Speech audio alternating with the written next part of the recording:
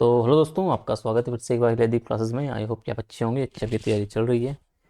तो GS3 का आपका लास्ट टॉपिक बचा है बेसिकली डिजास्टर मैनेजमेंट का। ठीक है, अभी दिन वाली क्लास में हमने आपका जो उसका एनवायरमेंट इकोलॉजी वाला वो था टॉपिक, बेसिकली यूनिट।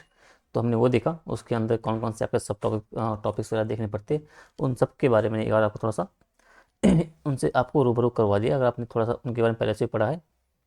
और थोड़ा यहाँ से फिर आपको जो टॉपिक जो है एक अच्छे तरीके से आपको रिवाइज हो जाएगा। ठीक है, अब आपको करना क्या है कि आपको उस पर आंसरिंग करनी है, प्रत्येक जो टॉपिक है सब टॉपिक है। ठीक है, हर टॉपिक को आपको खुद से आपको तैयार करना है, समझ गए। अब इसमें एक और आपका जो बचा है आपदा प्रबंधन का, इसे हम देखते हैं आपका, इसको हम देखेंगे। और फिर आपका जो ये आपदा वाला है, ये GS3 है, ये आपका आज समाप्त हो जाएगा। ठीक है, फिर कल से हम आपका GS1 देखना शुरू करेंगे। शुरू हम करेंगे आर्ट एंड कल्चर से। ठीक है, और आर्ट एंड कल्चर को देखने का नज़रिया, नज़रिया नहीं, देखने का तरीका ऐसा रहेगा कि मैं क्वेश्चन लाऊंगा। ठीक है, पूरे सिलेबस के आर्ट एंड कल्चर के इंपॉर्टेंट जो आपके एरियाज़ हैं जहाँ से आपके सवाल बनने के चांसेस आपके रहते ही हैं उनको, और उस बेसिस पे हम पूरे जो सिलेबस आपका आर्ट एंड कल्चर का उसे हम कवर करेंगे। ठीक है, तो अभी करना क्या है, अभी हम देखना डिजास्टर को। ठीक है, पहले नोट्स मैंने आपको थोड़ा सा आप लोगों के थोड़ा बना रखे हैं, उनको हम पढ़ते हैं, उनको देखते हैं। और उसके बाद जो आपका ये PDF थी यहाँ पे, यहाँ से हम चीज़ों को देखेंगे, समझिए। तो पहले हम सीधा यहाँ पे आपका देखते हैं चीज़ों को। ठीक है, ठीक है। तो इसका पहला ही मैंने क्वेश्चन जो आपका बना रखा हुआ है कि भाई आपदा क्या है। ठीक है, आपदा क्या है, और इसका आपको वर्गीकरण करना है। ठीक है, तो आप बोलोगे भाई कि UN के अनुसार क्या आपका जो आपदा है एक अनपेक्षित आपका है, एक विशाल आपदा की घटना है जो बेसिकली, ठीक है, जो किसी समाज हम बोल सकते हो या समुदाय के जो आवश्यक स्वरूप आपके होते हैं, जो नियमित संचालन वगैरह होता है, उसको प्रभावित करती है। ठीक है, और आर्थिक आपका आर्थिक और जो भौतिक और जो जान माल की आपकी जो क्षति होती है, उसको बेसिकली आपका क्षति पहुंचाती है। तो इस तरीके से आप UN का एग्जाम्पल देके या किसी दूसरी तरीके से आप एक छोटी सी सटीक परिभाषा आपको आपदा की पता होनी चाहिए, ताकि अपना आंसर आप शुरू कर सको। ठीक है, फिर आप वर्गीकरण बताओगे भाई, आप बोलोगे कुछ आपकी वायुमंडलीय आपदाएं होती हैं, जिनमें आपके बर्फीले तूफान आपके आते हैं, तड़ित झंझा आपकी हो गई है, आपका टॉर्नेडो हो गया है, आपके जो उष्ण कटिबंधीय आपके चक्रवात और जो सूखा आपका हो गया है, आपकी ओलावृष्टि, पाला, लू, शीतलहर। तो ये क्या है, ये सारी आपदाएं आपकी आती है वायुमंडलीय आपदाओं के अंतर्गत। फिर आप बोलोगे भौतिक आपदाएं कुछ होती है, उसमें आपके भूकंप आ जाएंगे, उसमें आपकी ज्वालामुखी आ जाएगी, आपका ज्वालामुखी विस्फोट आपका हो गया है, आपका जो भूस्खलन आपका हो गया है, हिमस्खलन आपका हो गया है, हिमघाव हम बोल सकते हो, आपका अवतरण आप बोल सकते हो, मृदा अपरदन बोल सकते हो, ये आपकी भौतिक आपदाओं के अंतर्गत आ गए। फिर आपका आ जाएगा जलीय आपदा, उसमें आपकी बाढ़ आएगी, ज्वालीय नहीं, हाँ ज्वारीय होगा शायद। ठीक है, आपकी ज्वारीय लहरें आपकी हो गई है, सुनामी हो गई है, समुद्री लहरें आपकी हो गई है। ठीक है, जैविक जैविक में आपके पौधे और जो जानवर उपनिवेश के रूप में क्या है, उनके टिड्डे के रूप में आप देखोगे, इनका जो संक्रमण होता है, फफूंद का आपका जो कीट संक्रमण आपका हो गया, आपका जीवाणु और जो आपके विषाणु जनित रोग आपके हो गए, कोरोना, बर्ड फ्लू। तो ये सब क्या है, ये सब आपदाओं के प्रकार है, समझिए। अब जनरली हम आपदा हमें क्या पता है, हम जो अपने आंसर लिखते हैं, हम बोलते हैं भूकंप आ गया, भूकंप हो गया, बाढ़ हो गया आपका, भूस्खलन आपका हो गया, वनाग्नि आपका हो गया। ठीक है, सूखा पड़ गया आपका। तो हम पांच छह चीज़ों को हम थोड़ा सा अपने आंसर में हम कोड कर पाते हैं आपदाओं के संदर्भ में। ठीक है, लेकिन आपको एक व्यापक आपको पता होना चाहिए कि आपदाओं के बारे में पूछ रहा है तो इतने प्रकार की आपदाओं को आपने जिक्र करना है। आप इसे कैटेगराइज करोगे, वायुमंडलीय आपका, जो भौतिक हो गया आपका, जो जलीय आपका हो गया, जो जैविक हो गया, और उसमें कम से कम आपकी 20 आपदाएं आप इनका उल्लेख कर सकते हो। ठीक है, अगला ही बोल रहा है कि अब भूकंप के आप थोड़ा जानते हैं कि भारत में जो आपका भूकंप आ रहा है, ठीक है, इसके प्रभाव को आपको थोड़ा सा जानना है। अब भूस्खलन आपका हो गया। ठीक है, पहला बोलो कि भाई जब भूकंप से क्या होता है, भूकंप से आपका भूस्खलन आपका आता है, मतलब होता है बेसिकली आपका मृदा की, जब मृदा धंसती है बेसिकली, तो उसके धंसने की प्रक्रिया हो सकती है। ठीक है, विशेषकर जो आपका जलयुक्त आपका मृदा वाले क्षेत्रों में आपकी घटना आपको देखने को मिलती है। कहने का मतलब है जो भारत में आपका भूकंप है तो उसके क्या प्रभाव निकलते हैं। तो भूकंप से आपका एक तो भूस्खलन हो गया भाई, एग्जाम्पल आप उत्तराखंड में केदारनाथ का भूस्खलन बोलो, अभी जो अभी धराली में आपका जो भूस्खलन हुआ है, भूस्खलन आपका हो गया और GLF हो गया, उसकी मिक्स घटना थी बेसिकली। ठीक है, आप द्रवीकरण की बात करो भाई, अब भूकंप जब होता है तो भूकंप के समय जो आपके उत्पन्न होने वाले कंपन है, उनसे जो आपकी ढीली हुई मृदा होती है वो तरल में आपका परिवर्तित हो सकती है। ठीक है, आप सुनामी की बात करोगे भाई, आप बोलोगे समुद्र तल से आपका जो सतह तक आने वाली जो आपकी बड़ी सुनामी होती है, वो मानव स्वास्थ्य हो गया, संपत्ति हो गया, बुनियादी ढांचा आपका हो गया, उसके लिए बेसिकली आपका खतरनाक सिद्ध होती है। ठीक है, एग्जाम्पल आप 2004 में आपको जो हिंद महासागर में आपके भूकंप आई थी और फिर उसके परिणाम स्वरूप जो आपकी सुनामी आई थी। ठीक है, चौथा आप अग्नि की बात करो भाई, भूकंप से होता क्या है कि उसके कारण आपके आग तब लगती है जब धरती के हिलने के कारण क्या आपका विद्युत और जो गैस की आपकी लाइनें उखड़ जाती है, इसका उल्लेख आप करोगे। ठीक है, मानवीय क्षति की बात करोगे आप कि 1998 से लेकर 2017 के मध्य आप देखते हो तो लगभग 563 भूकंपों में क्या हुआ, जिसमें सुनामी भी शामिल है, आपकी कुल मौतें जो हुई उनमें 56% या 7,47,234 लोगों की आपकी जान चली गई वैसे। ठीक है, आप संरचनात्मक क्षति की बात करोगे भाई, आप बोलोगे कि विश्व बैंक के अनुसार भूकंप के कारण क्या आपका बुनियादी ढांचे की आपकी 10% आपकी क्षति होती है। आप आर्थिक प्रभाव की बात करोगे कि विश्व बैंक के अनुसार जो आपकी सार्वजनिक और जो निजी संपत्ति की क्षति है कुल 4.97 बिलियन डॉलर की आंकी गई है। तो इन बातों को आपको एक प्रभाव के रूप में आपको अपने आंसर में देखना है भूकंप के संदर्भ में। ठीक है, अब भूकंप के प्रभाव को और हम बोल सकते हैं उसको क्षति को कम करने का सुझाव आप क्या दोगे भाई, आप बोलोगे कि जो भू निर्माण आपको जो आपका भवन निर्माण संहिता आपकी है, बिल्डिंग कोड आपका हो गया है, उसको आपको अपनाना है भाई। आपका जो निर्माण संहिता होगी उसके दिशा निर्देश आपके हो गए, मैनुअल और जो उपनियम है उनको पुनः तैयार करना आपका हो गया और उनका सख्ती से क्रियान्वयन करना आपका इसके अंतर्गत आएगा। एग्जाम्पल हुआ कि आपको जो राष्ट्रीय भवन संहिता 2005 है उसको आपको कठोरता से लागू करना है। सामुदायिक भागीदारी की बात कर रहा है भाई कि आपको शिक्षा और जो जागरूकता के माध्यम से क्या करना है, आपका जो आपदा न्यूनीकरण की प्रक्रिया है उसमें बेसिकली आपको समुदायों को शामिल करना है। समझ गए, स्थानीय और जो गैर सरकारी संगठन है उनका बेसिकली आपको एक तंत्र स्थापित करना है। ठीक है, समग्र दृष्टिकोण में क्या बोलोगे आप कि भाई आपदा जोखिम न्यूनीकरण के लिए आपका जो सेंडाई फ्रेमवर्क है इसके लिए इसका उल्लेख आपको करना है अपने आंसर में, सेंडाई फ्रेमवर्क का। ठीक है, तो आपदा प्रबंधन के लिए आपका एक व्यापक दृष्टिकोण प्रदान करता है। समझिए, उचित तैयारी की बात कर रहा है भाई कि भूकंप के अत्यधिक जोखिम वाले जो आपके भूकंपीय क्षेत्र हैं उसमें आपके भूकंप प्रबंधन के लिए आपको एक विशिष्ट विभाग स्थापित किया जाना चाहिए। ठीक है, आप बोलोगे कि अनुसंधान और विकास के क्रम में भाई आपदा न्यूनीकरण आपका हो गया है, तैयारी आपकी हो गई है, रोकथाम आपका हो गया है, और आपदा के बाद जो प्रबंधन के विभिन्न पहलू हैं उनमें अनुसंधान और जो विकास को आपको बढ़ावा देना है। आप शिक्षा की बात करोगे, आप बोलोगे कि भाई जो अवसंरचना और जो इंजीनियरिंग संस्थानों के लिए क्या है आपको शैक्षिक पाठ्यक्रम आपका है वो विकसित करना है। पॉलिटेक्निक और जो स्कूलों में आपको तकनीकी प्रशिक्षण जो है आपदा से संबंधित और जो विषय हैं उनको बेसिकली आपको शामिल करना है। तो ये रोकथाम के कुछ उपाय हैं जो अब भूकंप के प्रभाव को बेसिकली आपको क्षति को कम करने के सुझाव, क्योंकि भूकंप तो ऐसी क्रिया है ना कि आप प्राकृतिक क्रिया है, आप उसे रोक तो ना पाओगे। आपकी जो प्लेटें आपकी होगी, जो बाकी चीज़ें आपकी जो विवर्तनिका होगा वो सब होगा तो उससे भूकंप तो आएगा आएगा। तो आप उसे रोक नहीं सकते लेकिन उसके एक रोकथाम बोल सकते कि उसके आने से पहले, आने के दौरान और आने के बाद की जो आपकी अवस्थाएं होती हैं उसमें क्या आप प्रयास कर सकते हो ताकि आपका जो नुकसान है उसका स्तर कम रहे। समझ गए।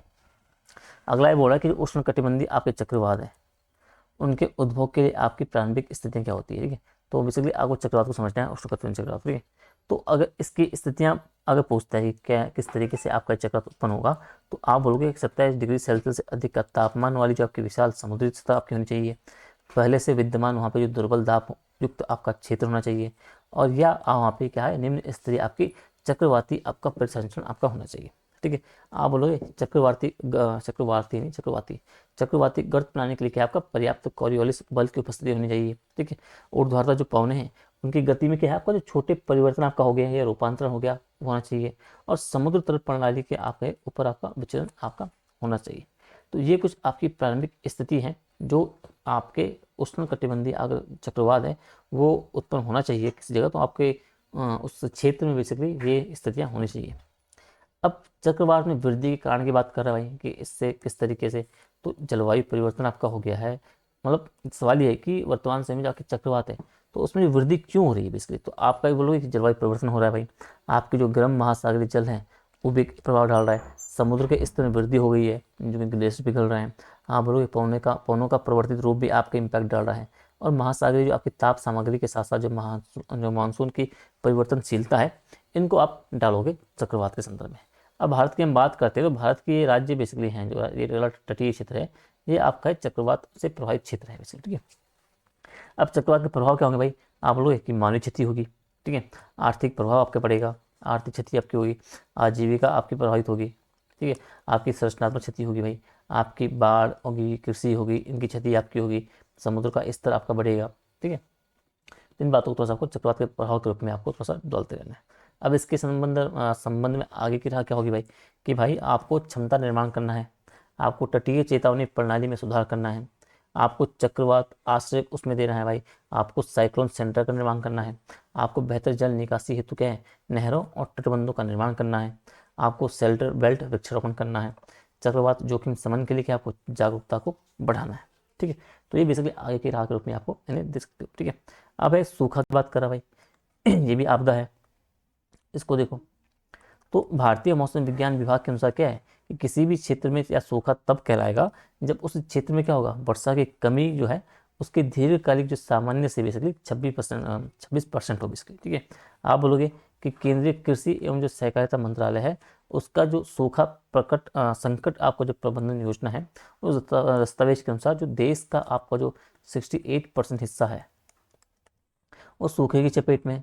ठीक है, जिसमें से लगभग जो 33% क्षेत्र है उसमें लगातार सूखे की स्थिति आपकी बनी हुई है। ठीक है, और जो आपका 35% का क्षेत्र है वो भी आपका सूखाग्रस्त क्षेत्र है। ठीक है, अब सूखे के प्रकार क्या है भाई, तो आप बोलोगे कि सूखे के प्रकार आपका जो एक तो हो जाएगा मौसम विज्ञान संबंधी सूखा, ठीक है, एक हो जाएगा कृषि सूखा, एक हो जाएगा जल विज्ञान संबंधी सूखा, और एक हो जाएगा पारिस्थितिकीय सूखा। अब सूखे के कारण की बात करें कि सूखा पड़ क्यों रहा है भाई, सूखे की समस्या क्यों बनी हुई है, तो देश के जो विभिन्न भाग हैं उसमें वर्षा का असमान वितरण है भाई। आप पूर्वोत्तर राज्यों में चल जाओ, मेघालय चल जाओ, वहाँ आपको भारी बारिश आपको देखने को मिलेगी।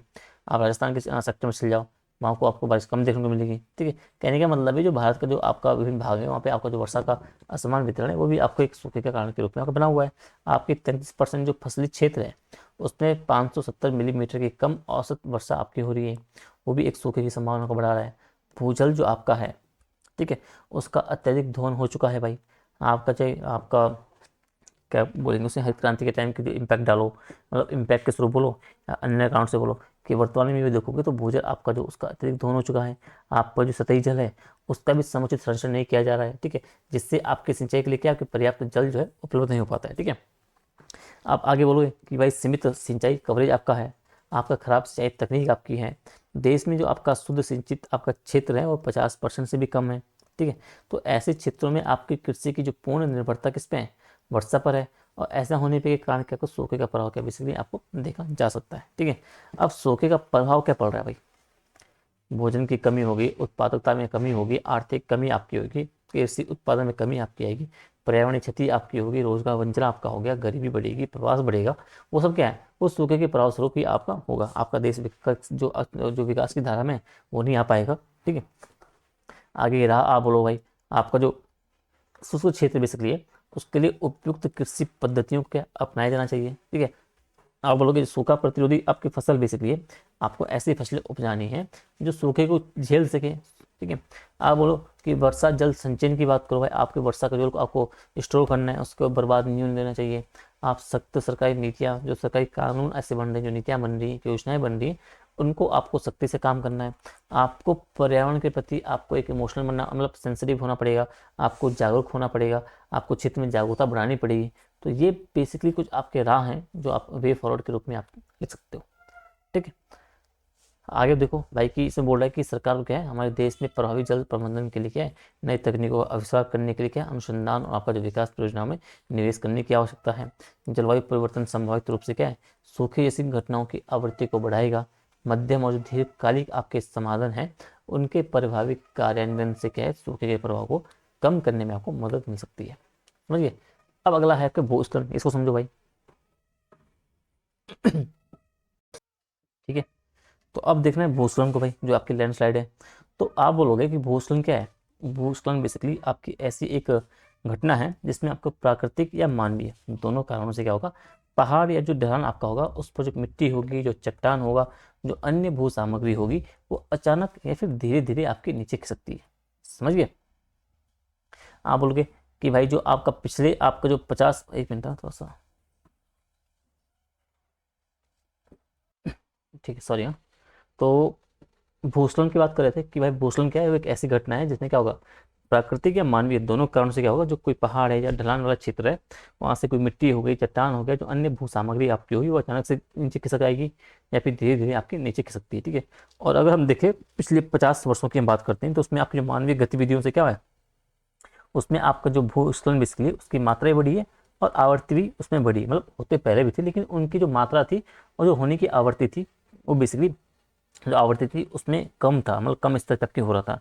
लेकिन जैसे पिछले विकास की आपका जो दौड़ लगी है, आपको आर्थिक विकास हो चाहे किस तरीके का भी आपको जो स्वास्थ्य सुविधाएं आपको चाहिए, ठीक है, उससे क्या हुआ आपका जो ये घटनाएं बेसिकली इनमें आपका काफ़ी मात्रा से आपका बढ़ा है और जो आवर्ती में काफ़ी वृद्धि हुई, ठीक है। एग्जाम्पल आप जो उसमें भूतदशाओं का आप एग्जाम्पल लो, ठीक है, किसी का भी लो भाई, आपका भी जितने भी आपके ऐसे भूतदशाओं वाले क्षेत्र हैं जहाँ आपका आपका आपने नोटिस किया होगा, आपका जो भूस्खलन उन जगहों पे ज़्यादा होता है जहाँ पे सड़कें कटी हुई है। बाकी जगह भी हो रहा, लेकिन जहाँ पे आपके मानव के द्वारा निर्माण कार्य किया गया है या सड़कें काटी गई है, तो उनमें देखो तो 90% का जो भूस्खलन तो उसी क्षेत्र में होता है। बाकी अलग क्षेत्रों को 10% आप रख सकते हो कि बारिश हो गई बहुत तेज, उससे चीज़ें खिसक गई या कोई अन्य कारण से, तो मैक्सिमम आप भूस्खलन आपके आसपास होगा तो आप उन सड़क के किनारे ही होगा जहाँ पे सड़क कटी हुई है, तो सड़क के ऊपर या नीचे, ठीक है। अब इसके कारण क्या है भाई, तो आप बोलोगे कि नदी का जो कटाव होता है उससे बोलोगे, आपका जो उत्खनन हो गया, खनन हो गया, उससे आप बोलोगे, पहाड़ी ढलान के निचले हिस्से का कटाव आप करते हो उससे आपका हो गया, इमारतों की बात आप करोगे, जलाशयों की बात आप करोगे, राजमार्ग या यातायात की बात करोगे, तो इनसे आपका क्या हो रहा है, बाहरी आपका जो है बेसिकली बाहर है बेसिकली उसमें वृद्धि हो रही है। भूकंप विस्फोट की आप बात करो, आप यातायात आदि का जो कंपन हो रहा है उसकी बात करो, आप वनों की जो कटाई के कारण जो होने वाले आपका मानव जो परिवर्तन है उसकी बात करो, आपका जो छिद्र जल दाब है उसमें वृद्धि हो रही है, चट्टानों और जो मृदा का आपको निक्षेपण हो रहा है और जो पिघलना हो गया, इनसे बेसिकली आपका जो भूस्खलन की घटना है वो आपके प्रमुख कारण ये बने हुए। अब ये बोल रहा है कि इसरो के जो भारत संबंधी भूस्खलन एटलस के निष्कर्ष क्या निकलते हैं, तो इसरो के अनुसार आप देखते हो तो भारत जो क्या है वैश्विक स्तर पर भूस्खलन की आशंका वाले शीर्ष 5 देशों में शामिल है, ठीक है। वर्ल्ड के टॉप 5 कंट्रीज में आपका इंडिया शामिल है जहाँ पे आपकी भूस्खलन की आशंका ज़्यादा रहती है, ठीक है। हिमालय और जो पश्चिमी घाट है उसमें भूस्खलन का जो प्राथमिक कारण है वो है अत्यधिक संवेदनशील है भाई, समझो। आपको ये देखना है कि जो आपका हिमालय क्षेत्र होगा, जो पश्चिमी घाट वाला क्षेत्र है, वो अत्यधिक संवेदनशील आपके भूस्खलन के बने हुए हैं, ठीक है। बाकी मुझे याद दिलाना, मैं तुम्हें वो भी देखना है हमें कि 3 जो आपके मैप हैं, उत्तराखंड का, ठीक है, आपका इंडिया का, आपका वर्ल्ड का, ये तीनों मैप भी हम काम करेंगे कि आप कम समय में किस तरीके से स्मार्ट मैप बना सकते हो और किस तरीके से आप अपने मैप्स को अपने आंसर में ऐड कर सकते हो बेसिकली, ठीक है। आपको बहुत ज़्यादा कोशिश करनी है कि आपके मैप्स आंसर में आपके आ जाएं, स्पेशली जब आप कुछ चीज़ों को आपको दर्शा रहे हो। अगर ज्योग्राफी का क्वेश्चन है तो आपको वहाँ पे मैप तो बनाने ही बनाने, ठीक है। उससे आपके एक आंसर जो बेसिकली होता है वो आपका ज़्यादा बेहतर बन जाता है बाकी के मुकाबले, ठीक है। तो मुझे याद दिलाना कमेंट करके बाद में कि मुझे आपका GS 1 2 जब हमारा हो जाएगा 10 तारीख तक, उस पर फिर हम मैप पे काम करेंगे, ठीक है। उन संबंधी क्लासेस जो बताऊँगा, ठीक है।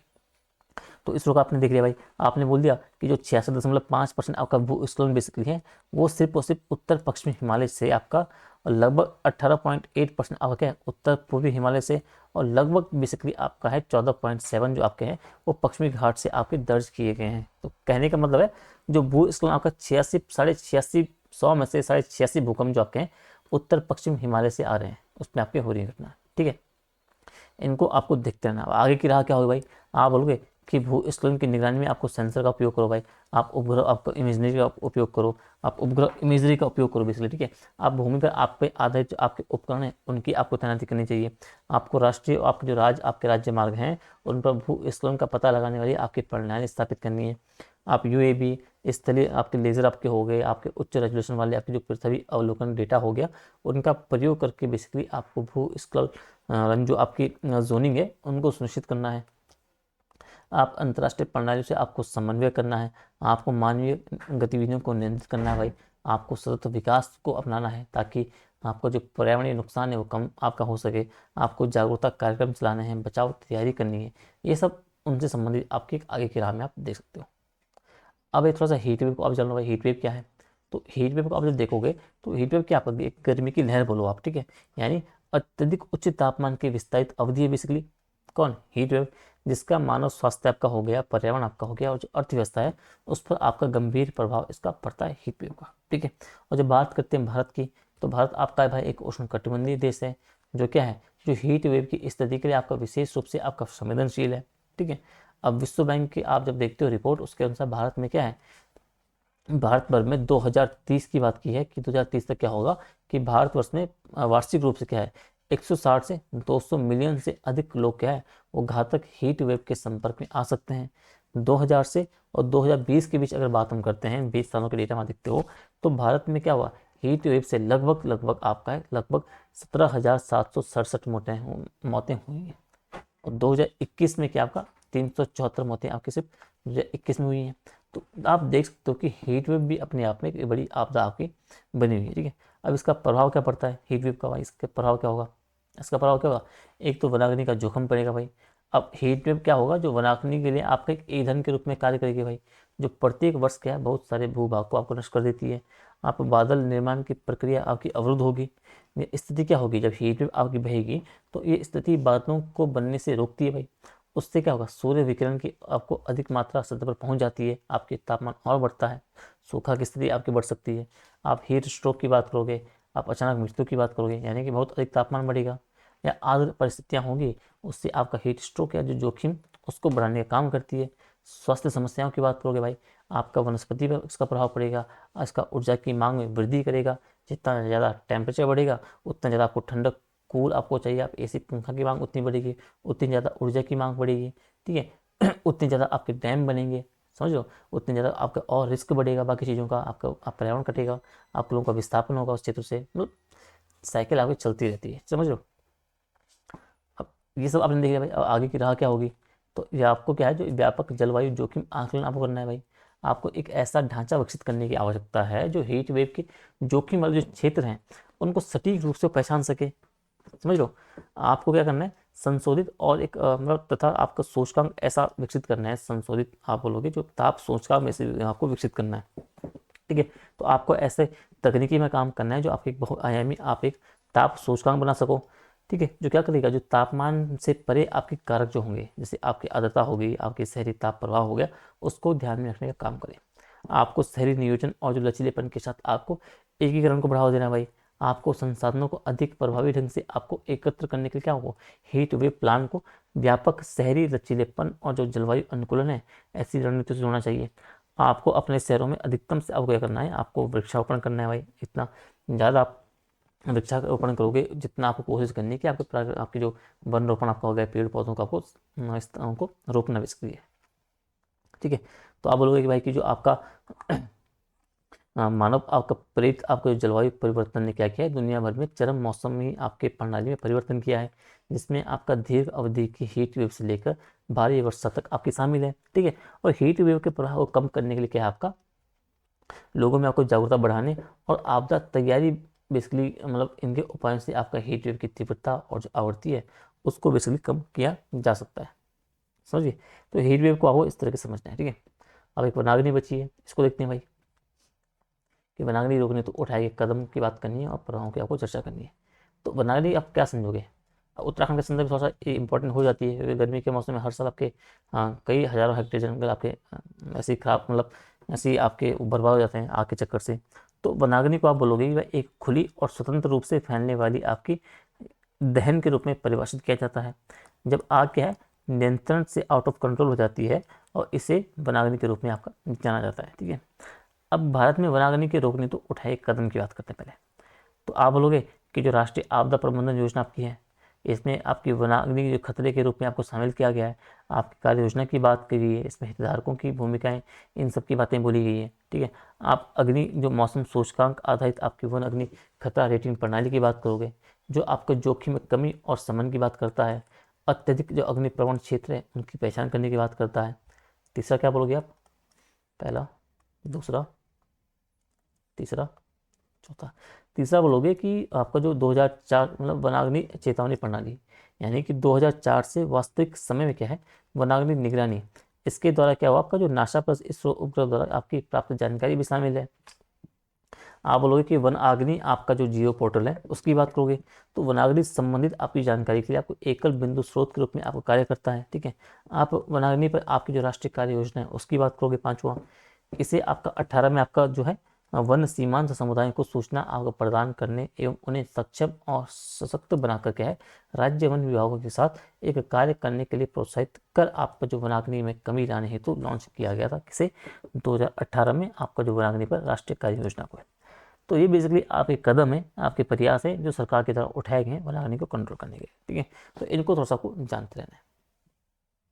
वनाग्नि के प्रभाव की बात कर रहा है भाई, प्रभाव क्या हुआ, तो आप बोलोगे ग्लोबल वार्मिंग की बात करोगे, आप मृदा क्षरण की बात करोगे, आजीविका की बात करोगे कि भाई वनस्पतियाँ नष्ट हो जाएगी, उससे वातावरण में ग्रीन हाउस गैसों की मात्रा बढ़ेगी, जलवायु परिवर्तन जो ग्लोबल वार्मिंग है उससे का संकट बिजली आपका उत्पन्न होगा। मृदा क्षरण की बात आप करोगे, एक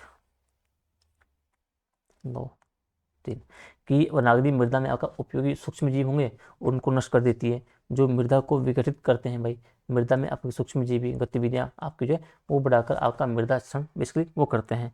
आजीविका की बात करो भाई, कि आदिवासी लोग आपके हो गए, ग्रामीण लोग आपके हो गए, उनकी जो ग्रामीण निर्धनों की आजीविका की बेसिकली आपकी क्षति होती है, उनका आर्थिक विकास आपका हो गया, आर्थिक संकट उन पर मंडरा जाता है, ठीक है, उनकी आजीविका खतरे में आ जाती है, ठीक है। चौथा क्या बोलोगे आप, पांचवा और छठवां, कि भाई आपका जो पारिस्थितिकी तंत्र है और जो आपका जैव विविधता की क्षति हो रही है, आपका वनों का क्षरण हो रहा है, आपकी जो वनस्पति है उनका क्षरण हो रहा है, आपके जैव जंतु हैं वनों के उनका क्षरण हो रहा है, वो उनके मतलब उनकी मृत्यु हो रही है, वो आग की चपेट वगैरह में आ जाते हैं, ठीक है।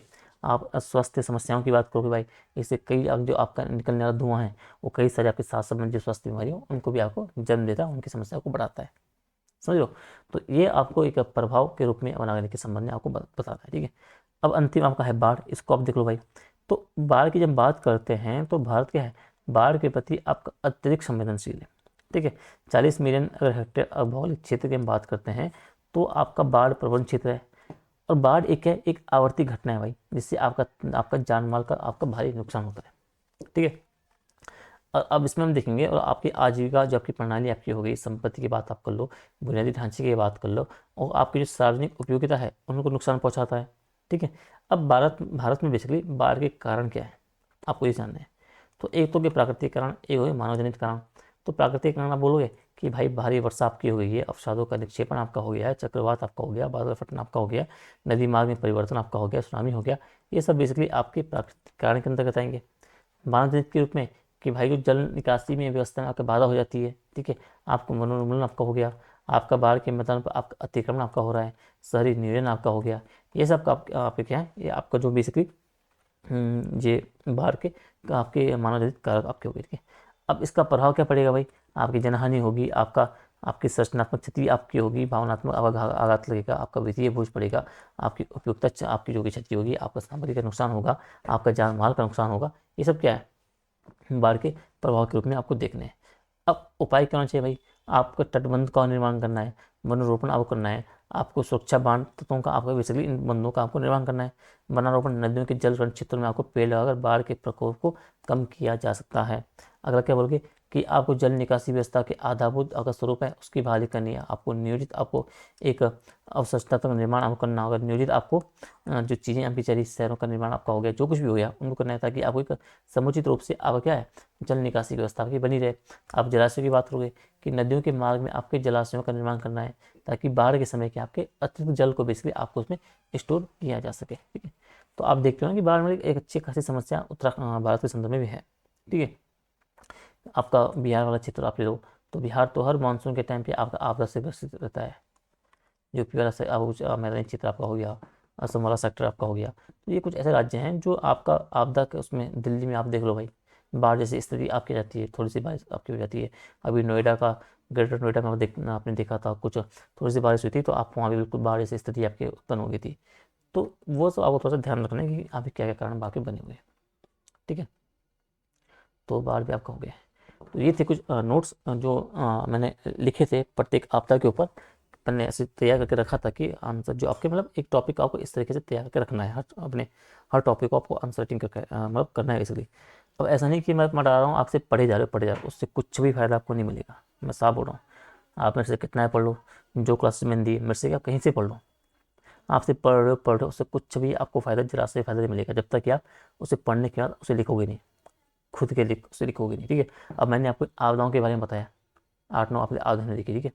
अब करना क्या है आपको, क्लास बंद करनी है, ठीक है, क्लास बंद करनी है, और आपको ये करना है कि भाई खुद सवाल आपको फॉर्म करने हैं, आप लिखोगे हीट वेव से, आप खुद आपको लिखना है क्वेश्चन, एक आपने जो कॉपी निकाल के A4 शीट ऐसे आंसर के आप क्वेश्चन बनाओगे कि हीट वेव से आप क्या समझते हो और इसके समाधान के उपाय बताइए।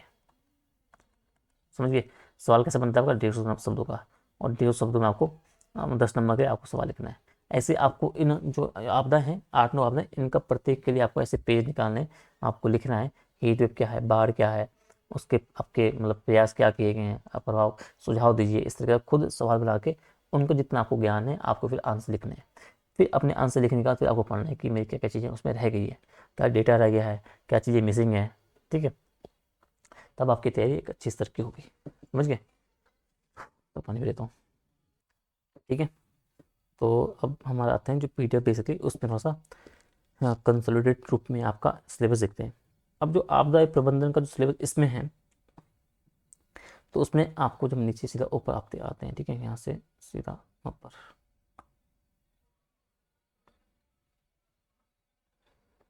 एक मिनट। इसमें आपको देखो,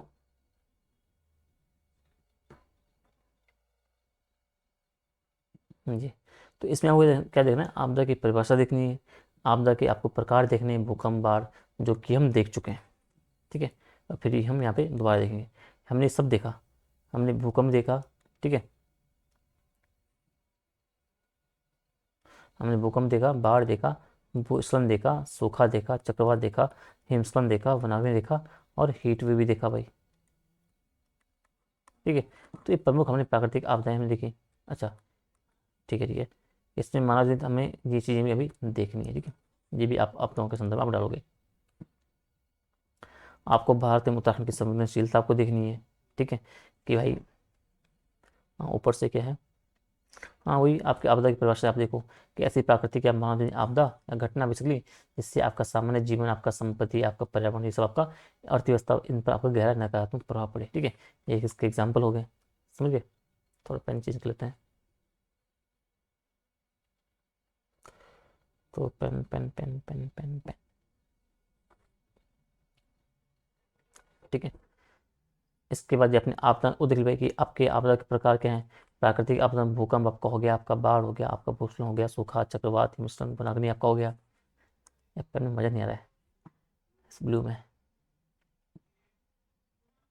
इसको देखें, इसको देखते हैं, इसमें किसको देखेंगे, गोल्डन। ठीक है, ये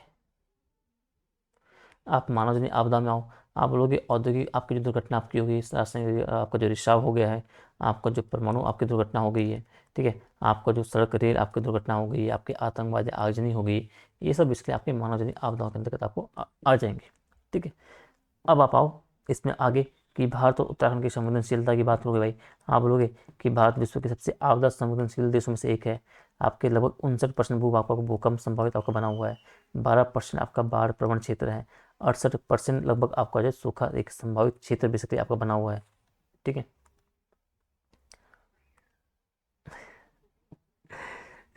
पेन में कुछ सबसे बेस्ट है रेड, बस फाइनल। ठीक है, उत्तराखंड की बात करेंगे तो भाई जो भूकंपीय क्षेत्र आपके जो 4 और 5 है उसके अंतर्गत आता है। बार बार भूस्खलन आपका आता है, बाढ़ आपकी, वनाग्नि, क्लाउड बर्स्ट की घटना आपकी होती रहती है।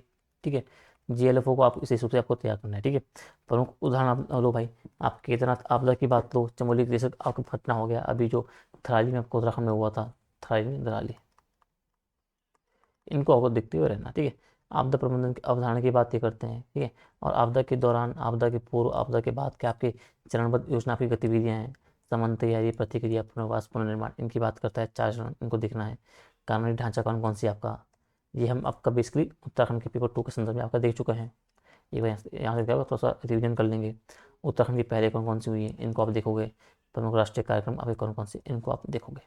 ठीक है, तो आपदा, हाँ वर्तमान चुनौतियाँ क्या है इनको भी आपको देखना है। ठीक है, तो ये बेसिकली आपको आपदा को लेकर थोड़ा सा चीज़ें, इनको में अभी देखते हैं। ठीक है, ठीक है, सेकंड जो है पोर्शन आपका पीडीएफ में देखना है, इसमें थोड़ा कंसोलिडेट रूप में आप समझ पाओगे चीज़ों को। ठीक है, और बेहतर ढंग से। तो आपदा एवं आपदा प्रबंधन आपको देखना है इसमें। ऐसे कुछ हिस्सा हमने उत्तराखंड के पेपर 2 के संदर्भ में हम देख चुके हैं, फिर भी हम यहाँ पे थोड़ा सा डिटेल में देख लेते हैं।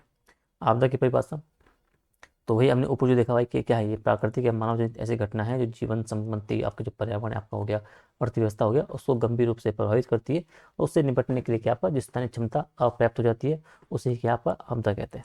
समझ गए हो।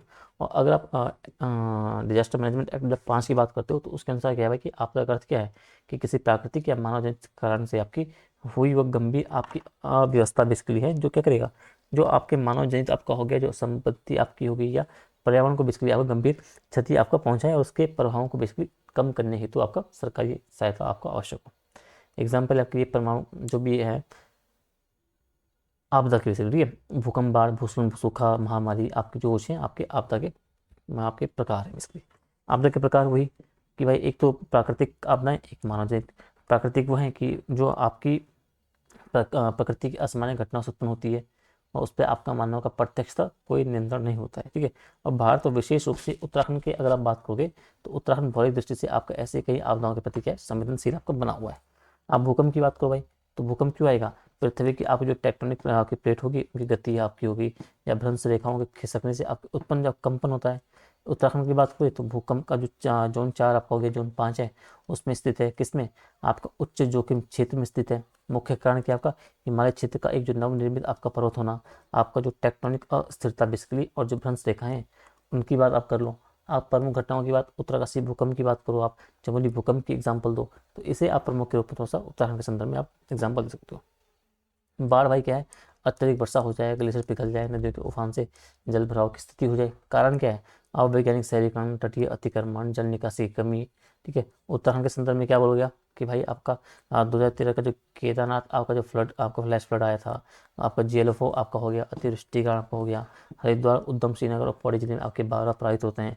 अभी देहरादून आपने देखा था इस मानसून में कितना आपका इम्पैक्ट उस पर पड़ा है, ठीक है। थराली में कैसे आपका एकदम से आपका फ्लैश फ्लड आ गया था, समझो। इन बातों को थोड़ा सा को ध्यान रखना है, ठीक है। भूस्खलन की बात करो भाई कि पर्वतीय ढालों या मृदा से आपका चट्टानों का खिसकना, हमने ऊपर देख चुके हैं इसे। मुख्य कारण क्या है, वर्षा, भूकंप, बनावट की कटाई, सड़क निर्माण, अस्थिर ढाल आपका ढाल जो हो गया। प्रवाह क्षेत्र, टिहरी की बात करो, रुद्रप्रयाग की बात करो, पिथौरागढ़, जोशीमठ, ये प्रमुख आपके क्षेत्र हैं। हाल ही उदाहरण 2013 में आपका जो जोशीमठ का भूदशा हुआ भाई, वो क्या था, अनियंत्रित निर्माण एवं जो जल निकासी अवरोध आपके हैं उससे हुआ, ठीक है। और अभी आप देखना जो आपका ये ट्रेन जो आपकी चल रही है रसद कर्णप्रयाग वाली आपकी जो ट्रेन आपके हैं, तो जहाँ जहाँ उससे आपका जो आपके खनन हुआ है ना, जहाँ से आपका पहाड़ खोदे गए हैं, तो भविष्य में क्या आप देखोगे तो उसके प्रभाव भी आपको शीघ्र ही देखने को मिलेंगे भूस्खलन के रूप में, समझो। सूखे की बात करो भाई, क्या है, ये दीर्घकालिक वर्षा की कमी से आपका जो जल, फसल और पशुधन के उन पर जो प्रतिकूल आपका प्रभाव पड़ता है। प्रकार क्या है, आपका एक मेट्रोलॉजिकल आपका जो हमने देखा, तो ये सब हमने कल अभी थोड़ी देर पहले ऊपर हमने सूखे को ऊपर थोड़ा डिटेल में देखा भाई। उत्तराखंड में क्या, कुमाऊं के क्षेत्र के कुछ आपके भूभाग हैं जहाँ आपका वर्षा का असंतुलन से आपकी प्रभावित जो कृषि आपकी हो रही है। चक्रवात की बात करो भाई, तो उष्णकटिबंधीय समुद्रों पर आपके जो बनने वाले तीव्र वायु घुमाव प्रणाली है वो आपके चक्रवात हो जाएंगे। और भारत के आपके जो प्रमुख तटीय राज्य आपके हैं उनको बेसिकली आपको प्रभावित करती है। उड़ीसा की बात कर लो, आप आंध्र प्रदेश की बात कर लो, समझ लो। उत्तराखंड के संदर्भ में क्या है भाई कि यहाँ प्रत्यक्ष प्रभाव तो कम है, लेकिन जो चक्रवातों के जो अवशिष्ट प्रभाव होते हैं, जैसे आपकी भारी वर्षा होगी, जैसे भूस्खलन हो गया, ये सब यहाँ पे बेसिकली आपको देखे जाते हैं, ठीक है। हिमस्खलन की बात करो भाई, हिमालय ढालों से आपका जो बर्फ के बड़े बड़े पैमाने पर आपको खिसकना, हिमस्खलन आपका हो गया, एवलांच आपका हो गया। कारण क्या है, आपका तीव्र ढाल, तापमान वृद्धि, वनों की कमी, ग्लेशियरों का अस्थिर होना। प्रवाह क्षेत्र, बद्रीनाथ, केदारनाथ, औली, इन सब क्षेत्रों में आपको थोड़ा सा चीज़ें आपको देखने को मिल रही है। प्रमुख घटना क्या है अभी, जो 2021 का तपोवन विष्णुघाट हिमस्खलन आपदा हुई थी, ठीक है। अभी जो सविता कंसवाल जी का देहांत हुआ था हिमस्खलन में, ठीक है, उत्तरकाशी में, उसका आप थोड़ा सा ध्यान आपको रखना है। बनाने की बात करो भाई कि आपके वनों में आपकी जो लगी आग जो है, जो आपका जैव विविधता और जो पर्यावरण बेसिकली उसको क्षति पहुंचाती है। प्रकार की आपका सतही आग हो गई, आपकी क्रॉन फायर आपका हो गया, ऊपरी शाखाओं में आग आपकी हो गई, यानी कि जैसे ये जंगल है, ठीक है, ये पेड़ है भाई, ये पेड़ को अच्छा बनाने, ये समझो आप।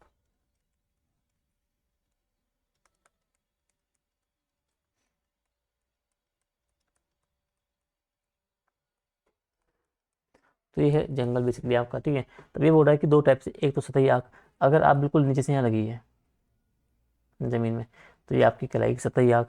अगर ऊपरी शाखाओं में आग लगी, अगर इन इन जगह आपकी आग फैली हुई है नीचे नहीं, तो आपकी उस सतही आग ऊपरी शाखाओं में आपकी आग आ जाएगी, ठीक है। मुख्य कारण क्या, आपके मानवीय लापरवाही की बात करोगे आप, शुष्क मौसम की बात करोगे, उत्तराखंड के चीड़ के बड़े बड़े जंगलों की बात करोगे, वहाँ की जो राल की ज्वलनशीलता आपकी हो गई, उनकी जो नुकीली पत्तियाँ आपकी हो गई, ठीक है। आपके नैनीताल, अल्मोड़ा, ये सब आपके प्रभावित जिले आपके देखने को मिलते हैं। अब मानव जनित आपदा की बात करो भाई, अब इनमें आप देखोगे भाई, तो इसमें क्या है, वे आपदाएं हैं जो मानव की लापरवाही आपकी हो गई, आपकी तकनीकी त्रुटि आपकी हो गई, या हिंसक गतिविधियों के परिणामस्वरूप आपकी होती है, उन्हें बोलोगे आप मानव जनित आपकी आपदाएं। ठीक है। अब इनका प्रभाव क्या है, जो प्राय आपके औद्योगिक, शहरी और जो घनी आबादी वाले क्षेत्र हैं उनमें आपको अधिक देखने को मिलता है। ठीक है। अब पहला आपका औद्योगिक दुर्घटना है। ठीक है। ठीक है। तो ये बोल रहा है कि औद्योगिक दुर्घटनाएं, इंडस्ट्रियल आपका जो एक्सीडेंट है उनके बारे में, मानव जनित आपदाओं के संदर्भ में। ठीक है। तो उद्योगों में आपको जो रासायनिक, जो गैसीय, जो आपके यांत्रिक विस्फोट, जो भी घटनाएं होंगी वो आपको इसके अंतर्गत आपको रखना पड़ेगा। मुख्य कारण क्या है भाई, वहाँ सुरक्षा मानकों की अनदेखी होती है, पुरानी मशीनरी, खराब रखरखाव, मानवीय भूल, ये सब आपके इसके कारण के रूप में आप बोलोगे। मुख्य एग्जाम्पल आप दोगे, भोपाल गैस त्रासदी का, मिथाइल आइसोसाइनेट गैस का रिसाव हुआ था, 15,000 से अधिक लोग मरे थे। विजाग आपका जो गैस टिक आपको हुआ था, जब 20 में आपका आप जो स्टायरीन आपका जो गैस था उनका रिसाव हुआ था। इसका उपाय क्या भाई, आपको डिजास्टर मैनेजमेंट प्लान इंडस्ट्रीज में करना है, आपको पीरियोडिक आपका सेफ्टी ऑडिट आपको करनी है, आपको ऑन साइट और जो ऑफ साइट है आपको इमरजेंसी आपको प्लान एग्जिट आपको उनका प्लान संबंधी आपको चीज़ें बतानी है। आपके एनडीएमए के द्वारा जो आपके इंडस्ट्रियल जो सेफ्टी गाइडलाइंस दी है उसको आपको सख्ती से आपको पालन करना है। ठीक है। तो दूसरा आपका है रासायनिक विवास नहीं, रिसाव। तो क्या, तो रासायनिक रिसाव की बात कर रहा हूँ, तो रासायनिक पदार्थों के आपका जो रिसाव हो रहा है, ठीक है, या आप बोलोगे जो विस्फोट हो रहा है, तो उनसे बेसिकली आपके पर्यावरण और स्वास्थ्य पर क्या आपका प्रभाव पड़ रहा है। ठीक है। इसका वायु, जल और जो मृदा प्रदूषण, मानव वन्य जीव मृत्यु, दीर्घकालिक बीमारियां, ये सब आपके प्रभाव के स्वरूप आपको इसके अंतर्गत आपको देखने को मिलेगा। एग्जाम्पल किसका हो गया कि 2020 में आपका जो एलजी पॉलीमर गैस लीक आप हुई थी विशाखापट्टनम में, 2021 में आपका जो दिल्ली अमोनिया गैस लीक आप हुई थी, इसकी आप एग्जांपल दोगे। आप नियंत्रण क्या करोगे, आपका जो हैजार्डस आपके जो केमिकल हैंडलिंग रूल्स 1989 है इसको आप फॉलो करोगे। आपका जो एनवायरमेंटल आपको प्रोटेक्शन एक्ट 1986 का है, इसको आपको फॉलो करना पड़ेगा। समझो, परमाणु दुर्घटना की बात ये कर रहा है भाई कि आपकी जो रेडियोधर्मी पदार्थ हैं उनके रिसाव से होने वाली जो घटनाएं आपकी आपदाओं के अंतर्गत आप आओगे, प्रभाव क्या होगा, जो आपका दीर्घकालिक कैंसर आपका हो गया भाई। ठीक है। आपका जो दीर्घकालिक कैंसर आपका हो गया, आपका आनुवंशिक दोष होंगे, आपके पारिस्थितिक क्षरण होगा। एग्जाम्पल, आपका जो चेरनोबिल की घटना हुई थी 1986 में आपका हुआ था यूएसएसआर में, आपका जो फुकुशिमा आपका हुआ था जापान 2011, वहाँ पे जो घटना हुई थी। तो इन दो को आप कहे परमाणु दुर्घटनाओं के अंतर्गत आप रखोगे आपदा के संदर्भ में। भारत में क्या आपका जो तारापुर है, कलपक्कम है, काकरापार है, ऐसी जैसी परमाणु इकाई हैं उनमें आपको कठोर सुरक्षा मानक आपको लागू करने हैं। नियंत्रक तंत्र के भाई, आपका जो एटॉमिक एनर्जी आपके रेगुलेटरी बोर्ड आपका है, आपका डिजास्टर मैनेजमेंट गाइडलाइंस आपकी एनडीएमए 2009 की जो है, उनको थोड़ा सबको जानते रहना है। सड़क और रेल दुर्घटनाओं के बारे में भाई कि भाई मानवीय त्रुटि आपकी हो गई है, तकनीकी खराबी आपकी हो गई है, नियम उल्लंघन हो गया, इनसे जो उत्तर आपकी आती है वो आपकी सड़क और रेल दुर्घटनाओं में आपको देखने को मिलता है। और रेल दुर्घटना तो आपको डेली आपको सड़क दुर्घटना डेली आपकी होती रहती है, रेल दुर्घटना आपके समय समय आपकी होती रहती है, आपको हर दिन अखबार में, हफ्ते में आपको ऐसी कहीं ना कहीं घटना आपको देखने को मिल जाएगी। सड़क दुर्घटनाओं की बात हुए तो भारत में हर वर्ष लगभग क्या 1.5 लाख से अधिक मृत्यु आपकी हो रही है सिर्फ सड़क आपकी दुर्घटनाओं से। उत्तराखंड में आप देखोगे तो पर्वतीय आपकी सड़कें हैं भाई, ऊंची ऊंची ढलान है, टेढ़ी मेढ़ी सड़कें हैं, छोटी सड़कें हैं, तेज ढलान आपका हो गया, सीमित दृश्यता हो गया, कोहरा हो गया। ठीक है। इनसे आपकी जो दुर्घटना है वो आम हो जाती है। ठीक है। इनका भी एग्जाम्पल दे सकते हो। रेल दुर्घटना हो भाई, इसमें मानवीय त्रुटि आपकी हो गई है, सिग्नल फेलियर आपका हो गया है, पटरी का टूटना आपका हो गया। बहुत सारे आपके असामाजिक तत्व भी ऐसे होते हैं जो जानबूझ के ऐसे काम ऐसे करते हैं जिससे आपकी रेल दुर्घटना आपकी होती है। उपाय क्या है कि आपको सड़क सुरक्षा अभियान आपको चलाना है भाई। ई चालान प्रणाली आपका, ब्लैक स्पॉट सुधार आपका हो गया है, इमरजेंसी मेडिकल रिस्पॉन्स सिस्टम आपका हो गया 108, इन सबको आपको प्रभावी ढंग से इन पर काम करना है। आगजनी और आतंकवाद की बात कर रहा है, तो आगजनी आपकी जो शहरी बस्तियाँ आपकी हो गई है, अस्पताल आपके हो गए, मॉल्स हो गए, सिनेमाघर हो गए, उनमें आपके जब सुरक्षा नियमों की अनदेखी होती है उससे आपकी आगजनी की घटना क्या है, एक व्यापक रूप बना ले लेती है। एग्जाम्पल, सूरत जो कोचिंग सेंटर का आपका जो मामला हुआ था 19 में, दिल्ली अस्पताल 2023 की आप बात करोगे। ठीक है। उपाय क्या आपको, जो फायर सेफ्टी ऑडिट्स आपकी हो गई है, आपका जो बिल्डिंग कोड आप कंपाइलेंस आपका हो गया, जो आपकी फायर एनओसी होगी, इन सबको अनिवार्य करना है। आतंकवाद, तो ये राजनीतिक या जो वैचारिक कारणों से आपके हिंसक हमले हैं, इसको हम डिटेल में पढ़ चुके हैं। एग्जाम्पल, 8 का मुंबई हमला लो भाई, पठानकोट का हमला लो, उत्तराखंड में सीमित प्रभाव है परंतु आपकी तीर्थ सुरक्षा चुनौती आपकी बनी रहती है। समझ गए। भाई क्या है कि आपके इंटेलिजेंस आपका कोऑर्डिनेशन आपका हो गया, एनआईए, एनएसजी, और जो आपके मॉडर्न आपके सर्विलांस सिस्टम है उन पे आपको ध्यान देना है। ठीक है। उत्तराखंड में कॉन्टेस्ट क्या हो गया आपकी भाई, जो औद्योगिक क्षेत्र आपको उत्तराखंड के हरिद्वार रुद्रपुर में है, आपको जो रासायनिक औद्योगिक दुर्घटना है उनकी संभावना यहाँ बढ़ जाती है। तो इन पे आपको विशेष ध्यान देना है, विशेष गाइडलाइंस आपको तैयार करनी है, ठीक है। आपको तीर्थ और जो पर्यटन स्थल हैं वहाँ पे अग्निकांड या भीड़ प्रबंधन से जुड़ी घटनाएं आपकी होती रहती है। अभी हरिद्वार में भी आपका एक जो मनसा देवी मंदिर में आपका जो हिंसात्मक भीड़ आपकी वो हो गई थी, ठीक है, फैल गई थी, मतलब अनकंट्रोल हो गई थी बेसिकली, ठीक है। उसमें कई लोगों की आपकी मृत्यु हो गई थी। पर्वतीय सड़कों पर आपको जो यातायात दुर्घटनाएं और राज्य के प्रमुख आपकी मानव जनित आपकी आपदा बनी हुई है, तो इनको थोड़ा सा आपको ध्यान रखना है। तो रोकने के आपकी क्या है भाई, आपको जो सुरक्षा संस्कृति, आपके नियमों का पालन, तकनीकी प्रशासनिक समन्वय, ये सब आपका आवश्यक है, ठीक है। अब भारत एवं उत्तराखंड में की आपदा की संवेदनशीलता की बात कर रहा है भाई, तो भारत की बात करोगे तो उसमें आप देखोगे तो लगभग 59% भूभाग आपका भूकंप का है, 12% भाग बाढ़ आपका है, लगभग 67 से 68% भाग सूखा का है, और 8% क्षेत्र आपका चक्रवात संभावित क्षेत्र है।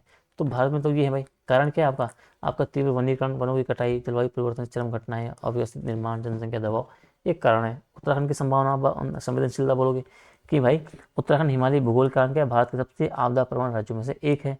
पूरा राज्य आपका भूकंपीय जोन 4 और 5 में आता है। 12 भूस्खलन, बाढ़, क्लाउड बर्स्ट, वनाग्नि, ग्लेशियर फटने से घटनाएं आपकी होती रहती है। पर्वतीय ढालों पर क्या आपका जो अनियंत्रित आपका निर्माण आपका हो रहा है, जो पर्यटन से आपको जोखिम बढ़ा है, ये भी आपका एक प्रमुख आपदा की संवेदनशीलता को और बढ़ाते हैं। एग्जाम्पल 13 का केदारनाथ आपदा आप लो भाई, 21 की चमोली आपदा लो, 25 के आपकी थराली आपकी उत्तरकाशी आपदा हुई थी थराली में, आपका बागेश्वर नैनीताल जो मनाली आपकी होती रहती है। तो ये बेसिकली आपकी क्या है, प्रमुख उदाहरण आपके हैं आपदा के संदर्भ में, उत्तराखंड के संदर्भ में, ठीक है। यह पढ़ लेना। बाकी आप आपदा प्रबंधन की अवधारणा भाई, आपका जो कॉन्सेप्ट ऑफ डिजास्टर मैनेजमेंट है उस पर काम करना है आपको, कि परिभाषा क्या भाई, कि आपदा प्रबंधन वो प्रक्रिया आपकी होगी जो आपदा के पूर्व, दौरान और आपदा के बाद में होने वाली सभी गतिविधियां आपकी होगी योजनाबद्ध, समन्वित और सतत रूप से आपकी की जाती है, ताकि जो जनजीवन, आपकी संपत्ति और जो पर्यावरण हो गया उस पर आपदा के प्रभाव को आपको न्यूनतम आपको करना है, ठीक है। अब आपदा प्रबंधन की बात करेंगे तो उसमें आपको 4 चरणों को ध्यान देना है। पहला आप लोग शमन का, मिटिगेशन का। इसका उद्देश्य क्या होता है कि भाई जो आपदा का प्रभाव है बेसिकली उसको कम करना है जी आपको, या फिर आपको रोकना है। गतिविधियां क्या है इसमें, आप बोलोगे कि आपका जोखिम मानचित्रण करना है भाई, आपको भूमि उपयोग योजना आपको बनानी है, समझो। आपको भूकंप रोधी निर्माण मानकों को आपको पालन करना है। जल संरक्षण और वनीकरण, आपके जो वनीकरण कार्यक्रम आपके हो गए। एग्जाम्पल एनडीएमए के द्वारा क्या आपका लैंडस्लाइड आपको मिटिगेशन पॉलिसी, आपका फ्लड कंट्रोल प्रोजेक्ट्स, इनकी बात तो आपको करनी है। तो समझ में आपको इस बात का ध्यान रखना है कि किस तरीके से आप जो है आपदा के प्रभाव को कम करना, आपको रोकना है। फिर तैयारी की बात करता है भाई, तैयारी कैसे, कि इसका उद्देश्य है कि संभावित आपदा के लिए आपको अग्रिम तैयारी करके रखनी है। गतिविधियाँ, आपको अर्ली वार्निंग सिस्टम को अच्छा करना है, आपदा प्रबंधन योजना आपको बनानी है, राहत दलों का प्रशिक्षण आपका एनडीआरएफ, एसडीआरएफ, पुलिस, होमगार्ड जो भी हैं इन सब की मॉक ड्रिल समय पर करनी है। जन जागरूकता आपको अभियान चलाना है। एग्जाम्पल आईएमडी की जो आपकी चेतावनी प्रणाली आपकी है, डीडीएमए मॉक ड्रिल्स आपकी होगी, इन सब के बारे में आपको थोड़ा तैयारी के संदर्भ में आपको देखना है। फिर आएगी प्रतिक्रिया, भाई आपदा घटित हो गई तो घटित होने पर तुरंत आपको क्या रिस्पॉन्स करना है, तुरंत सहायता, आपको जो राहत प्रदान करनी है उसके संबंध में गतिविधियाँ क्या इसमें, आपका राहत बचाव और जो निकासी अभियान चलाना है, प्राथमिक चिकित्सा त्वरित सहायता को देनी है, भोजन पानी और अस्थायी आश्रय की व्यवस्था करनी है, संचार और जो परिवहन बहाली की आपको व्यवस्था करनी है। एग्जाम्पल 2013 की बात हो, अभी थराली की बात हो, तो आपको जो एनडीआरएफ एसडीआरएफ सेना ने किस तरह से आपकी राहत कार्यवाही चलाई थी, ठीक है, ठीक है। चौथा आपका है कि जो पुनर्वास और पुनर्निर्माण, यानी कि आपदा आ गई तो जो प्रभावित क्षेत्र आपके होंगे उनके सामान्य जीवन में आपको उन्हें वापस लाना है भाई, आपको पुनर्वास करवाना है, पुनर्निर्माण करवाना है। गतिविधियाँ क्या शामिल होगी, आपको विस्थापित लोगों को पुनर्वास करवाना है अपनी जगह पर वापस, आपके क्षतिग्रस्त आपको बुनियादी ढांचा है उसका पुनर्निर्माण करना है, आजीविका आपको पुनर्स्थापन कार्यक्रम चलवाना है, मनोवैज्ञानिक और सामाजिक आपको संरचना करनी है। एग्जाम्पल आप केदारनाथ पुनर्निर्माण परियोजना आपकी हो गई, बिल्ड बैक आपका बेटर सिद्धांत आपका हो गया। इन सबको थोड़ा सा आपको ध्यान रखना है, ठीक है। तो आप बोलोगे भाई आपदा प्रबंधन केवल एक राहत नहीं, एक सतत चलने वाली प्रक्रिया है जिसमें आपकी रोकथाम होती है, तैयारी होती है, राहत होता है, पुनर्निर्माण आपका, सभी एक समान रूप से आपके महत्वपूर्ण है, ठीक है। अब थोड़ा सा कानूनी ढांचा आप देखो भाई, तो भारत का आपदा प्रबंधन का जो विधिक आधार है वो है आपका आपदा प्रबंधन अधिनियम 2005। इसका उद्देश्य क्या है कि आपदा से निपटने के लिए क्या आपको संगठित, समन्वित और एक संस्थागत प्रणाली का आपको निर्माण करना है। इसकी विशेषता क्या है, आपको एक तो संरचित संस्थागत व्यवस्था आपको देता है भाई, आपको राष्ट्रीय स्तर पर, राज्य स्तर पर, जिला स्तर पर आपको 3 स्तरीय आपका तंत्र बनाया गया है। राष्ट्रीय स्तर पर कैसे, कि भाई राष्ट्रीय स्तर पर आपका एनडीएम है, नेशनल डिजास्टर मैनेजमेंट अथॉरिटी, अध्यक्ष है प्रधानमंत्री। काम क्या है, राष्ट्रीय नीतियों का निर्माण, आपदा निवारक दिशा निर्देशों का निर्माण, आपके विभिन्न मंत्रालय राज्यों की समन्वय की निगरानी, आपदा उत्तर सहायता राहत के लिए मार्गदर्शन, संबंधित संस्था इससे एनडीआरएफ आपकी है भाई, एनडीएमए के अंतर्गत गठित त्वरित राहत बल आपका काम करता है। प्रशिक्षण हो गया, खोज बचाव राहत कार्य के लिए एक समर्पित बल आपका है। राज्य स्तर की बात करोगे तो एसडीएम में आपका है स्टेट स्टेट डिजास्टर आपका जो मैनेजमेंट आपका अथॉरिटी है। मुख्यमंत्री आपके राज्य के इसके अध्यक्ष हैं। राज्य आपदा प्रबंधन नीति बनाना, विभागीय कार्यों का समन्वय, आपका जो राज्य आपदा राहत बल एसडीआरएफ है उसकी निगरानी करना, और राज्य आपदा प्रतिक्रिया योजना तैयार करना। जिला स्तर पे आपका क्या है, डीडीए में आपको मिलेगा, डिस्ट्रिक्ट आपका डिजास्टर मैनेजमेंट अथॉरिटी, जिलाधिकारी इसका अध्यक्ष है। और जिला स्तरीय आपका आपदा प्रबंधन आपको योजना तैयार करना बेसिकली इसका काम है। राहत एवं पुनर्वास कार्य संचालन, और स्थानीय संस्थाएं आपकी एनजीओज हैं, जनता के साथ आपको समन्वय करना इसका काम है। समझ गए। ये हम आपदा प्रबंधन के टॉपिक में डिटेल में हम पढ़ चुके हैं उत्तराखंड के पेपर 2 में, आप वहाँ से इसे कर सकते हो। ठीक है। आपकी सहायक संस्थाओं की बात करोगे भाई, आपका जो national institute of disaster management है उसकी बात करोगे, आप स्टेट डिजास्टर रिस्पॉन्स फंड की बात करोगे, आप नेशनल डिजास्टर रिस्पॉन्स फंड की आपकी बात करोगे, इसकी बात करोगे आप। महत्व क्या है इनका कि भाई आपदा प्रबंधन को कानूनी दर्जा प्रदान किया गया है। आपका प्रिवेंशन, आपका जो प्रिपेयरनेस आपकी होगी, रिस्पॉन्स आपका, रिकवरी, इनका एक एकीकृत मॉडल आपको बनाता है। केंद्र राज्य जिला के बीच एक स्पष्ट भूमिका विभाजन करता है ताकि वो आपदा की घड़ी के समय एक समुचित आपका उपयोग एक कदम वगैरह अपने स्तर पर उठा सके। ठीक है, तो इसको आपको थोड़ा सा ध्यान रखना है। उत्तराखंड की क्या पहले चलिए विशेष रूप से, तो आप बोलोगे कि भाई उत्तराखंड एक अत्यंत संवेदनशील पर्वतीय राज्य है। भूकंप, भूस्खलन, बाढ़, बादल फटना, ग्लेशियर टूटना, वनाग्नि ऐसी आपदाएं बार बार होती हैं। इसलिए राज्य सरकार ने क्या किया, आपदा प्रबंधन के लिए कई संस्थागत, नीतिगत और तकनीकी सामुदायिक पहले भी आपकी शुरुआत की है। ठीक है। अब उत्तराखंड राज्य आपदा प्रबंधन प्राधिकरण की बात करो भाई, इसका की स्थापना की बात वो करोगे आप। स्थापना क्या आपका आपदा प्रबंधन अधिनियम 2005 के अंतर्गत हुई है। अध्यक्ष इसका मुख्यमंत्री है। मुख्य कार्य क्या आपका कि आपका राज्य आपदा प्रबंधन जो आपकी नीति है उसका निर्माण करना है। जिला योजना का समन्वय निगरानी करनी है। राहत, पुनर्वास, जोखिम न्यूनीकरण कार्य देख रेख, एनडीएमए, एसडीआरएफ के मध्य आपका समन्वय करना है।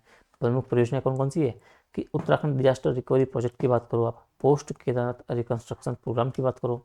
ठीक है, तो उत्तराखंड राज्य आपदा प्रबंधन प्राधिकरण आपका हो गया।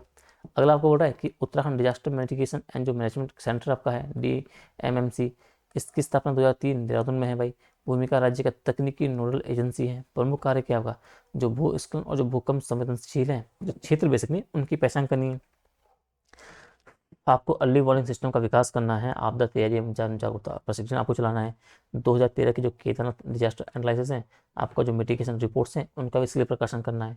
तो इनको आपको जानना है। पांचवा आपका है, तीसरा आपका है आपदा मित्र योजना की बात कर रहा है कि भाई जो राष्ट्रीय आपदा प्रबंधन प्राधिकरण के द्वारा इसका प्रारंभ किया गया है, उद्देश्य है कि स्थानीय स्तर पर प्रशिक्षित एक नागरिक स्वयं सेवक आपको तैयार करना है। उत्तराखंड में स्थिति क्या है भाई कि प्रत्येक जिले में 200 से अधिक स्वयं सेवक आपको प्रशिक्षित करने हैं, और स्थानीय स्तर पर आपको जो फर्स्ट रिस्पॉन्स आपका देगा उसके रूप में बेसिकली काम करेंगे। अगला आपको बोल रहा है हिमालय जोखिम आपका न्यूनीकरण कार्यक्रम की बात कर रहा है। साझेदारी यूएनडीपी की, वर्ल्ड बैंक की और एनडीएमए के साथ में है भाई। भूस्खलन, बाढ़, बादल फटना, ग्लेशियर झील फटने, इनसे जोखिम कम करने से संबंधित चीज़ें इसमें देखने का उद्देश्य इनका है। GIS आपके आधारित आपदा जोखिम मानचित्र तैयार करना आपका हो गया, और पर्वतीय पर्यावरण में आपका सस्टेनेबल आपका इंफ्रास्ट्रक्चर आपको उसका विकास करना इसका काम है। चार धाम सड़क सुरक्षा एवं जो भूस्खलन समन योजना की बात आप करोगे, तो चार धाम यात्रा रूट पर आपका जो 12 होने वाला भूस्खलन है, जो सड़क अवरोध हैं उनको कम करने से संबंधित आपकी चीज़ें आपकी योजना बनी है भाई। आपका जो EIA एनवायरमेंटल इम्पैक्ट असेसमेंट है आपकी है, ये हमने पढ़ा हुआ है। इसके अनुसार एक स्लोप स्टेबलाइजेशन आपका हो गया, रिटेनिंग आपकी जो वॉल्स हो गई, आपका जो ड्रेनेज मैनेजमेंट हो गया, ये सब इसके अंतर्गत किया जा रहा है। और यात्रियों के लिए बेसिकली आपका जो क्या है रियल टाइम ट्रैफिक आपका हो गया, और जो आपका अलर्ट सिस्टम है वो आपका काम किया जा रहा है। ठीक है, इसके अलावा क्या पहले आपका क्या पहले बेसिकली आपका जो अर्ली वार्निंग सिस्टम आपका जो है जो आपका अर्ली वार्निंग सिस्टम बेसिकली है, आपका जो रडार आधारित चेतावनी आपकी है, इसको आपको ध्यान रखना है। ठीक है, आप बोलोगे कि विद्यार्थियों के लिए आपका जो स्कूलों में मॉक ड्रिल और सुरक्षा प्रशिक्षण आपको चल रहा है। कम्युनिटी आपका जो बेस्ड डिजास्टर मैनेजमेंट आपका हो गया है। ग्राम स्तर आपका जो डिजास्टर वॉलंटरी आपके हो गए, इनकी भागीदारी आपको रखना है। ठीक है, और अब है आपका प्रमुख राष्ट्रीय आपके कार्यक्रम कि नेशनल लेवल पर कौन कौन से कार्यक्रम आपके चल रहे हैं, इनको तो आपको देखते रहना है। तो नेशनल आपका जो साइक्लोन आपका रिस्क मिटिगेशन प्रोजेक्ट आपका है, इसकी बात करें 11 में चला है। चक्रवात प्रवण तटीय राज्यों में आपके भौतिक सामाजिक सुरक्षा ढांचे को मजबूत करने से संबंधित। ठीक है, जो तटीय राज्य आपके हैं, आपके उड़ीसा, आंध्र प्रदेश, तमिलनाडु, गुजरात, इनमें आपका काम कर रहा है। ठीक है, चेतावनी प्रणाली, निकासी मार्ग, आश्रय स्थलों का निर्माण के काम है। मुख्य घटक आपका जो कोस्टल आपके क्षेत्र हैं, आपके जो साइक्लोन शेल्टर वहाँ बनवाना है, आपके अर्ली वार्निंग सिस्टम आपको वहाँ पे लगवाना है, कैपेसिटी बिल्डिंग आपको करनी है, कम्युनिटी आपको प्रिपेयरनेस का आपको करना है, ये सब के काम है। National landslide risk management strategy की बातें कर रहा है। ठीक है, 2019 में एनडीएमए के द्वारा सेंडाई फ्रेमवर्क को थोड़ा सा आपको जानते रहना है, काफ़ी इंपॉर्टेंट है। सेंडाई फ्रेमवर्क फॉर आपका डिजास्टर रिस्क रिडक्शन। ठीक है, तो इसका ये क्या है, आपको संयुक्त राष्ट्र के द्वारा अपनाया गया है भाई, भारत से 15 में स्वीकार किया है। इससे आपका सवाल बनता है पूरी का। 4 प्राथमिकता इसमें है कि आपदा जोखिम को समझ आपको करनी है, संबंध को आपको मजबूत बनाना है, निवेश को बढ़ाना है और बेहतर आपको पुनर्निर्माण करना है। और भारत की जो राष्ट्र नीति आपकी है और जो एनडीएमए गाइडलाइंस हैं और इसी सेंडाई फ्रेमवर्क पर आपका बेसिकली आधारित है। फिर आपको नेशनल डिजास्टर रिस्पांस फंड को थोड़ा देखना है। ठीक है, आपको इसके अलावा जो आपका national earthquake risk mitigation project आपका हो गया, national school safety programme, urban food आपका मिटिगेशन स्कीम, अपना जो आपका मित्र हो गया, अपना सखी आपका जो स्कीम है उत्तराखंड की, उसकी आपको बात करनी है। तो इनको तो सबको जानते रहना है। ठीक है, अब वर्तमान चुनौतियों की बात करोगे भाई कि क्या क्या, एक तो जलवायु जनित आपदाएं आपकी बनी हुई है, तापमान वृद्धि, अनियमित वर्षा, ग्लेशियर पिघलना और जो क्लाउड बर्स्ट आवृत्ति आपकी बढ़ी है, अत्यधिक वर्षा से आपका लैंडस्लाइड हो रहा है, फ्लड आ रहा है, प्लस फ्लड आपकी इनसे संबंधित आपदाएं आपकी सामान्य होती जा रही है। चमोली का एग्जाम्पल दो, थराली का एग्जाम्पल दो। ठीक है, पहाड़ी क्षेत्रों में अनियंत्रित जो आपका निर्माण बेसिकली हो रहा है, ये आपकी चुनौती बनी हुई है। भू संरचनात्मक स्थिरता को दरकिनार करके बड़े बड़े होटल बन रहे हैं, सड़कें कट रही है, हाइड्रो पावर परियोजना बन रही है, उनका तीव्र विकास आपको इसका एक इम्पैक्ट उसमें डाल रहा है। कैरिंग कैपेसिटी और जो EIA नॉर्म्स हैं उनका पालन नहीं हो रहा है। परिणाम क्या है, भूस्खलन, भूमि धसाव, जल निकासी अवरोध, ये सब देखने को मिल रहा है। जो उसमें दसाव एग्जाम्पल, कमजोर डेटा संग्रह आपका है। पूर्वानुमान प्रणाली की बात करो भाई, स्थानीय स्तर पर real time monitoring station basically हैं, जो ऑटोमेटिक आपके वेदर सेंसर्स हैं, उनकी कमी है। आपदा के बाद सटीक नुकसान आंकलन नहीं हो पाता है, GIS डेटा एकीकरण में आपको कठिनाई मिलती है। ठीक है, पर्वतीय क्षेत्रों में आपका सटीक वेदर आपको जो फोरकास्टिंग की सीमित आपकी क्षमता हो गई, ये आपके प्रमुख आपकी क्या है, चुनौतियां अभी वर्तमान समय में बनी हुई है। ठीक है, चौथा क्या बोलोगे, आपदा शिक्षा और जन जागरूकता की कमी आपकी बनी है। पांचवा, संस्थागत जो समन्वय है उसकी कमी आपको देखने को मिलती है। ठीक है, और कई हाँ ठीक है, आपका आगे की राह क्या है, आगे आगे क्या रास्ते होने चाहिए, आपको क्या है, वैज्ञानिक और तकनीकी सुदृढ़ीकरण आपको करना है भाई। आपका remote sensing, GIS, AI based आपको अर्ली वार्निंग सिस्टम राज्य और जिला स्तर तक आपको एकीकृत किया जाए। ऑटोमेटिक वेदर स्टेशन और आपका रियल टाइम जो डेटा शेयरिंग प्लेटफॉर्म है उसको विकसित किया जाए। आपदा पूर्व जोखिम मानचित्रण आपको करना है, हैजार्ड मैपिंग करनी है, हर विकास योजना को आपको जोड़ना है, सतत विकास और नियोजित निर्माण आपको करना है। ठीक है, पर्वतीय क्षेत्रों में आपको जो कैरिंग कैपेसिटी स्टडीज है उसको अनिवार्य बनाना है। निर्माण कार्य में आपको इको फ्रेंडली टेक्नोलॉजी को अपनाना है। ठीक है, जैसे स्लोप स्टेबलाइजेशन आपका हो गया, रेन वाटर हार्वेस्टिंग आपका हो गया है, चार धाम आपका जो हो गया, और जो टूरिज्म आपका जो कॉरिडोर है, उन जैसी परियोजना में आपको EIA नॉर्म्स बेसिकली उनका कठोर आपको पालन करना है। ठीक है, और समुदाय आधारित आपदा प्रबंधन आपको करना है भाई, संस्थागत समन्वय और वित्तीय सुदृढ़ता आपको करनी है। ठीक है, स्थानीय स्वयं सहयोग, ग्राम स्तर पर, स्कूल कॉलेज पंचायतों में mock drill, disaster literacy programme आपके हो गए, संस्थागत समन्वय, वित्तीय सुदृढ़ता, NDMA, SDMA, DDMA की चीज़ आपको समन्वय स्थापित करना है। SDRF इंडिया फंड के उपयोग में ट्रांसपेरेंसी लानी है, संबद्धता लानी है। ठीक है, आपदा प्रबंधन को डिस्ट्रिक्ट प्लानिंग और जो आपका बजट एलोकेशन है उसमें आपको प्राथमिकता दी जानी चाहिए।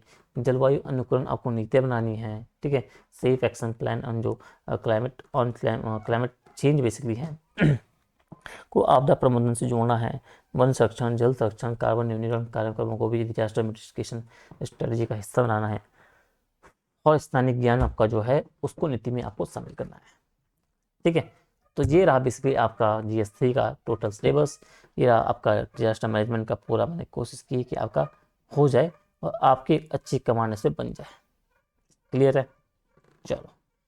तो अब करना ये है, सारा पढ़ के आपको आंसर लिखने, दबा के अपने हाथों घिस देना, अच्छे से आंसर राइटिंग करनी, प्रैक्टिस करनी है, ताकि आपका कोई भी टॉपिक आपकी कमांड से बाहर ना आए।